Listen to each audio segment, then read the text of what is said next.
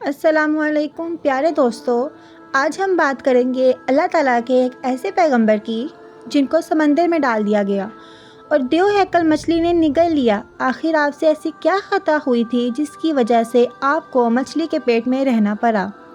اور آخر آپ نے ایسی کون سی دعا پڑھی تھی جس سے اللہ پاک نے ان کو آزمائش سے نکال دیا؟ اور جو کوئی مصیبت زدہ یہ دعا پڑھے گا تو اللہ تعالیٰ اپنے فضل و کرم سے اس کی تمام پریشانیوں کو دور فرما دے گا۔ حضرت یونس علیہ السلام کو بنی اسرائیل کی طرف اللہ پاک نے مبعوث فرمایا، اور بنی اسرائیل میں اللہ پاک نے سب سے زیادہ انبیاء کرام کو مبعوث فرمایا تھا۔ عراق کے مشہور شہر نینوا کے لوگوں کی طرف دین حق کی دعوت دینے کا حکم فرمایا، اور حضرت یونس علیہ السلام پر نبوت فرمائی جب ان کی عمر 28 سال تھی۔ حضرت یونس علیہ السلام اپنے قوم کے لوگوں کو اللہ کی راہ پر لانے کی کوشش کرتے رہے، گناہوں سے منع کرتے رہے، لیکن وہ باز نہ آئی۔ کئی سالوں تک دعوت حق کی تبلیغ کی، لیکن وہ قوم اپنے گناہوں سے باز نہ آئی۔ اہل نینوا کی اس مسلسل سرکشی اور مخالفت نے حضرت یونس علیہ السلام کو دل برداشتہ کر دیا، اور حضرت یونس علیہ السلام نے سخت ناراض ہو کر ان کے لیے بددعا کی اور وہ بستی چھوڑ کر چلے گئے۔ جب آپ بستی چھوڑ کر جا رہے تھے تو جب وہ دریائے فوارہ کے نزدیک پہنچے، وہاں پر انہوں نے دیکھا کہ ایک کشتی چلنے کے لیے تیار کھڑی ہے، تو آپ علیہ السلام اس کشتی میں سوار ہو گئے اور کشتی چل پڑی۔ راستے پر کچھ طوفانی ہوائیں چلنا شروع ہو گئیں، اور اس کشتی میں رہنے والے تمام لوگوں نے اپنے عقیدے کے مطابق کہا کہ معلوم ہوتا ہے کہ اپنے آقا کا بھاگا ہوا کوئی غلام اس کشتی میں سوار ہو گیا ہے۔ چنانچہ جب تک اس غلام کو کشتی سے باہر نہ نکال دیا جائے تب تک اس مصیبت سے نجات حاصل نہیں ہو سکتی۔ تو حضرت یونس علیہ السلام نے اپنا سمجھا کہ وہ اللہ کی وحی کے بغیر اپنی قوم کو چھوڑ کر آگے ان کے لیے بددعا کی، تو انہوں نے سوچا کہ شاید میں ہی وہ غلام ہوں۔ تو انہوں نے کہا کہ میں ہی وہ غلام ہوں۔ تو کشتی میں موجود ملاؤں نے آپ علیہ السلام کو وہ بہت شریف سمجھتے تھے۔ انہوں نے قرعہ اندازی کی، اور قرعہ اندازی میں حضرت یونس علیہ السلام کا پہلی مرتبہ ہی نام آ گیا۔ انہوں نے پھر قرعہ اندازی کی، دوسری تیسری مرتبہ بھی حضرت یونس علیہ السلام کا نام آ گیا۔ حضرت یونس علیہ السلام نے خود ہی کشتی سے چھلانگ لگا لی، اور اس وقت اللہ نے ایک بہت ہی بڑی مچھلی کو حکم دیا، تو اس مچھلی نے آپ علیہ السلام کو زندہ ہی نگل لیا۔ اللہ تعالیٰ کے حکم سے اس مچھلی نے حضرت یونس علیہ السلام کو اپنے پیٹ میں محفوظ رکھا۔ جب حضرت یونس علیہ السلام اپنی قوم سے ناراض ہو کر جا رہے تھے تو آپ علیہ السلام نے لوگوں کو عذاب الہی کی پیش گوئی بھی کی تھی، لیکن ان لوگوں کو حضرت یونس علیہ السلام کی بات پر کوئی یقین نہ آیا۔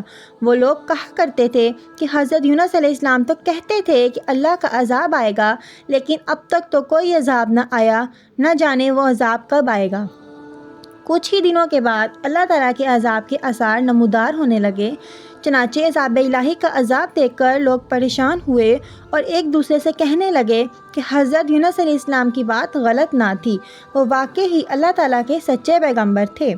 چنانچہ ان لوگوں نے اللہ کے عذاب کو دیکھ کر اللہ کی بارگاہ میں خوب توبہ کی اور اللہ تعالیٰ کی وحدانیت پر ایمان لے آئے، اور اللہ تعالیٰ سے اس عذاب کے ٹلنے کی دعا کرنے لگے۔ تو اس وقت اللہ تعالیٰ نے ان لوگوں کی توبہ قبول کر لی اور ان کو اس عذاب سے محفوظ رکھا۔ پیارے دوستو، ادھر حضرت یونس علیہ السلام مچھلی کے پیٹ میں زندہ تھے، اور اللہ تعالیٰ کی وحی کا انتظار کیے بغیر ہی اپنی قوم کو چھوڑ کر آنے پر نادم تھے۔ تو اس وقت حضرت یونس علیہ السلام نے اللہ کی بارگاہ میں اپنی خطا کی معافی کے لیے دعا پڑھی، لا الہ الا انت سبحانک انی کنت من الظالمین۔ جب اللہ تعالیٰ نے حضرت یونس علیہ السلام کی یہ درد بری دعا سنی تو اس دعا کو اپنی بارگاہ میں قبول کیا اور حضرت یونس علیہ السلام کو اس آزمائش سے نجات دی۔ اس وقت اللہ تعالیٰ نے مچھلی کو حکم دیا کہ حضرت یونس علیہ السلام کو سلامت دریا کے کنارے پر ڈال دے۔ تو اس وقت مچھلی نے اللہ کے حکم کی تعمیل کرتے ہوئے حضرت یونس علیہ السلام کو دریا کے کنارے پر ڈال دیا، اور اس طرح حضرت یونس علیہ السلام 40 دن تک مچھلی کے پیٹ میں زندہ رہے، اور 40 دن کے بعد اللہ تعالیٰ نے ان کی دعا قبول کی۔ جب آپ مچھلی کے پیٹ سے باہر آئے تو آپ کی حالت بہت کمزور تھی اور زمین پر گر گئے۔ تو اس وقت اللہ تعالیٰ نے آپ کے نزدیک ایک بیل اگائی اور آپ اس کے سائے تلے آرام کرنے لگے، جس سے آپ کی طبیعت کچھ بہتر ہوئی۔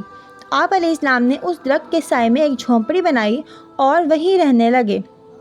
چنانچہ کچھ عرصے کے بعد وہ بیل سوکھنے لگی، اور یہ ماجرا دیکھ کر حضرت یونس علیہ السلام بہت پریشان ہوئے اور دکھی ہوئے کیونکہ حضرت یونس علیہ السلام اس بیل کے ساتھ بہت محبت کرنے لگ گئے تھے۔ تو اس وقت اللہ تعالیٰ نے حضرت یونس علیہ السلام کی طرف ایک وحی بھیجی کہ اے یونس، تمہیں اس بیل کے سوکھنے کا بہت افسوس ہوا جو کہ ایک معمولی چیز ہے، لیکن اپنی قوم کو چھوڑتے ہوئے یہ نہ سوچا کہ نینوا میں بسنے والے 1,00,000 انسانوں اور اس کے علاوہ لاتعداد حیوانوں اور جانداروں کو ہلاک کرنے میں ناگواری ہوتی۔